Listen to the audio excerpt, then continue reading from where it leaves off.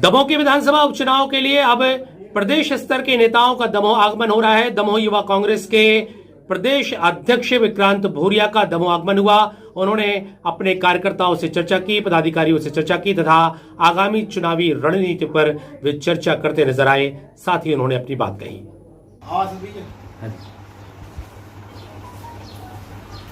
बढ़ता है ना, मेरे को तो एक्चुअली वैक्सीनेशन हुआ है।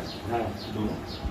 अच्छा, मेरी एक फ्रेंड है दिव्या संगतानी की हाँ। तो हॉस्पिटल का मैनेजमेंट कुछ ऐसा कुछ करने के मैंने बस हमारा पहले ही 2 मार्च को हो गए थे दोनों लोग,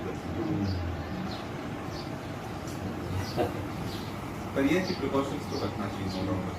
एज वाइज तो आपको कंट्रोल, क्योंकि कई बार वैक्सीनेशन के बाद भी हाँ इस बार क्या हुआ हम लोग के हॉस्पिटल में 2 लोगों को डोज नहीं बात पहुंच गए वो वैक्सीनेशन से तो आपका एंटीबॉडी बढ़ती है ना, तो एंटीबॉडी से आपको लड़ाई करने की क्षमता बढ़ती है। जैसे जिन लोगों को हो भी गया था, जैसे कमलनाथ जी को सुस्त हुआ था, तो उन्हें भी वैक्सीनेशन जो करवाया ताकि आपका कारण ये है कि आपका जो रिस्पॉन्स बॉडी में डेवलप हुआ एंटीबॉडी का, वो बहुत कम लेवल पर था, तो थोड़े दिन में वो नीचे चला गया, फिर वापस।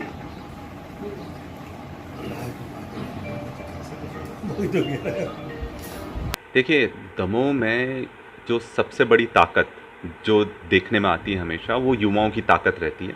और जो पिछली बार राहुल लोधी जी जीते थे, उसमें सबसे बड़ा कारण युवाओं का था। जिस तरह से वो परिवर्तन चाह रहे थे, पर जो उम्मीदें से उन्होंने राहुल लोधी जी को जिताया था और जो परिवर्तन वो लाना चाहते थे, वो परिवर्तन कहीं ना कहीं वो पैसों में बिककर वो पूरी तरह से जो युवाओं का विश्वास था, जनता का विश्वास था, उन्हें पूरी तरह से बेच दिया है। और इसलिए आज का युवा यहाँ पर बहुत ज़्यादा आक्रोशित है, बहुत ज़्यादा गुस्से में है और वो बदला लेना चाहता है और परिवर्तन करना चाहता है कि जो एक मत उन्होंने कांग्रेस को जिताने का दिया था, कांग्रेस की सरकार जिताने का दिया था, वो राहुल लोधी जी ने कहीं ना कहीं उनके साथ बहुत बड़ा भीतरघात करा है।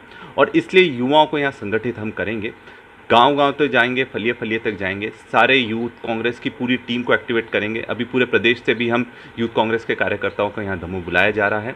सबको व्यक्तिगत जवाबदारियाँ दी जा रही है और मैं आपको पूरे विश्वास से कह रहा हूँ कि ये चुनाव कांग्रेस पार्टी ही जीतेगी।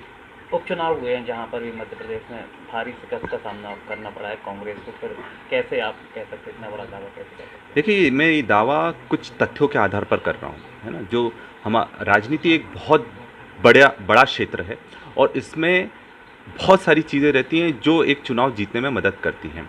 जो अभी चुनाव हुए थे उसमें बीजेपी ने ज़बरदस्त जो प्रत्याशी थे, उनको जो पैसा मिला था, 50-50 करोड़ मिले थे, उन्होंने पूरी तरह से ताकत से उसको चुनाव में झोंक दिया।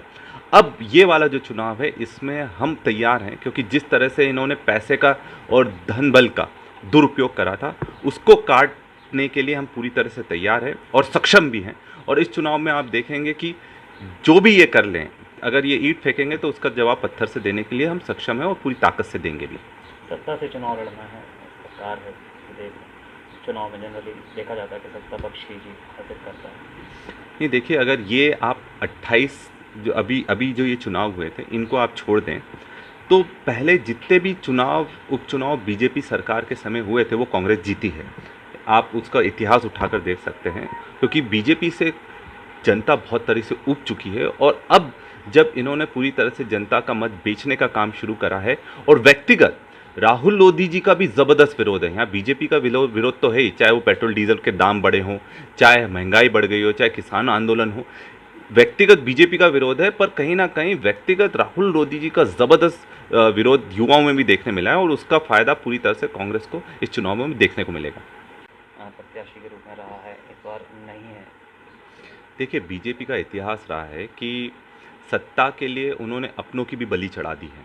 और कहीं ना कहीं जयंत मलैया जी और सिद्धार्थ मलैया जी का ऐसा ही हर्ष मुझे होते हुए दिख रहा है कि सत्ता के इतना ज़्यादा बीजेपी पूरी तरह से सत्ता में आने के लिए उतारू थी कि उनके जो विश्वसनीय लोग थे या फिर ज़मीनी कार्यकर्ता थे, उनको पूरी तरह से दरकिनार कर दिया। ये स्थिति उनकी भी हो रही है, पर ये चुनाव हम उनके आधार पर नहीं लड़ रहे। ये चुनाव हम अपनी ताकत पर, जनता की ताकत पर, जनता के विश्वास पर और युवाओं के साथ हम ये चुनाव लड़ने जा रहे हैं। मंत्री भूपेंद्र सिंह ने एक आरोप लगाया है, बोला है कि कांग्रेस समूह व्यक्तियों की पार्टी बन गई है, समूहों की पार्टी बन गई है और इसमें कंपनियां, जो जिस कंपनी को सीट मिलती है वो आगे चल देगा। देखिए, वो ऐसा बोलते हैं ना, तो मुझे काफ़ी हंसी आती है, क्योंकि आज बीजेपी में ही 3 पार्टियां बन गई हैं। एक है शिवराज जी की बीजेपी, एक है महाराज की बीजेपी और एक वो उन लोगों की बीजेपी है जो पहले से बीजेपी में लंबे समय से रहे हैं। तो जब उनकी पार्टी में ही 3 समूह बन चुके हैं, वो दूसरे पर आरोप लगाते हैं, तो वो खुद में अपने आप में हास्यास्पद बात है।